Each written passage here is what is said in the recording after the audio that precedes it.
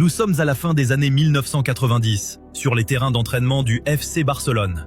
Trois hommes marchent ensemble sous une petite pluie, habillés avec les grands survêtements de l'époque. Pour les fans de football d'aujourd'hui, cette image rassemble trois des entraîneurs les plus connus et les plus titrés de la planète. Pourtant, au moment où on prend cette photo, aucun d'entre eux n'est entraîneur principal. À cette époque, ils ont des rôles bien différents dans le club. Ils ne sont pas encore les stars des bancs de touche. Ils sont soit des joueurs professionnels, soit des assistants qui travaillent dans l'ombre. Ils apprennent leur métier en observant de grands coachs. C'est dans ce club espagnol que leur future vie d'entraîneur va se préparer. Pour bien comprendre l'image, il faut regarder le métier de chacun à la fin des années 1990 au Barça. À gauche, Luis Enrique est un joueur très important de l'équipe. Il est arrivé au club en 1996 après avoir joué 5 ans chez le grand rival, le Real Madrid. Sur le terrain, c'est un guerrier qui donne tout et qui sait jouer partout, au milieu, sur les côtés et même en attaque.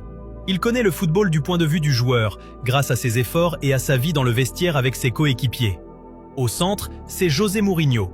Contrairement aux deux autres, il n'a jamais été un joueur de football professionnel à haut niveau. Il est arrivé à Barcelone en 1996 avec l'entraîneur anglais Bobby Robson. Au début, il est juste là comme traducteur parce qu'il parle plusieurs langues. Mais il est très intelligent et travaille beaucoup. Il devient vite l'adjoint du coach et prépare des dossiers sur les équipes adverses. Quand Louis van Gaal remplace Robson, il décide de garder Mourinho. Il lui donne plus de travail, comme analyser les vidéos et diriger l'équipe pendant certains petits matchs. À ce moment-là, Mourinho est un homme de l'ombre qui étudie le football du Barça sans être un enfant du club. À droite, Pep Guardiola est le capitaine et le meneur de jeu de l'équipe. Il a été formé au club et c'était la star de l'équipe de Johan Cruyff au début des années 90.